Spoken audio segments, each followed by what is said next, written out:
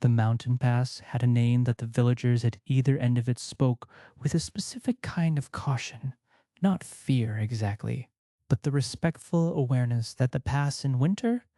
when the snow came off the peaks and the overcast closed down and the stars disappeared,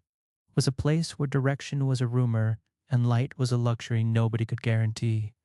The caravan had been 3 days out from the eastern village when the weather closed in around it. 12 carts, 40 travelers, 100 and some animals, and exactly 3 lanterns between them that the wind kept trying to extinguish, and the trail had disappeared under a foot of fresh snow, and the lead driver had been honest. He didn't know where the next section of trail was. They made camp on what they hoped was level ground and waited, and in the waiting the cold got serious. Pikachu found them first, having ranged ahead of its route, scouting precisely because this stretch of pass worried it, and it came back to where Eevee waited and communicated with the quick, precise body language that the two of them had developed over years of traveling together. Ears, tail, eyes, and two Pika Pikas. A message that meant big group, lost, cold, needs light now. Eevee heard this and immediately began moving, its cream ruff standing out in the snowfall like a pale signal,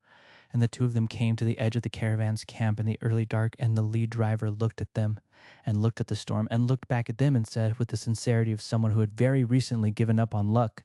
"I will take any help that's available." Pikachu climbed to the highest rock it could find at the edge of camp and set its cheeks blazing, not thunderbolt, which would have been alarming in a snowstorm, but a sustained, warm, controlled electrical glow from its cheek sacs, like two small suns, bright enough to illuminate the camp and the nearest 50 yards of trail. Eevee used Swift, sending the golden swift stars orbiting in a slow circle around them, each watch shedding warm light that didn't flicker or gutter in the wind, adding a radiance to the perimeter of camp that the caravan animals could see and turn toward, the instinctive recognition that light meant safety moving through the herd like a warm current. Then Pikachu oriented by instinct the magnetic sense it used without thinking about it the way humans use memory, and began to move along the buried trail, its cheeks blazing the path ahead, and Eevee walked the caravan's flank, keeping the herd calm with the gentle field of Swiftlight, and the lead driver got his people moving in the channel of light Pikachu carved through the dark.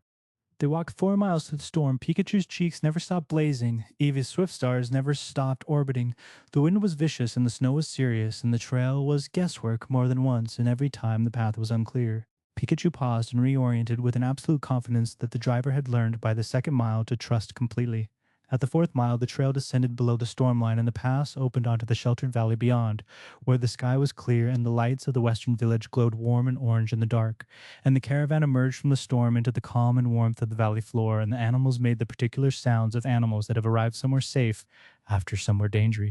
Pikachu dropped from its position at the front of the column and came back along the line of carts to where Eevee waited, and the two of them sat in the snow at the valley's edge in the starlight that had finally reappeared, and leaned against each other in the easy, automatic way of creatures that have been through something together and come out the other side intact.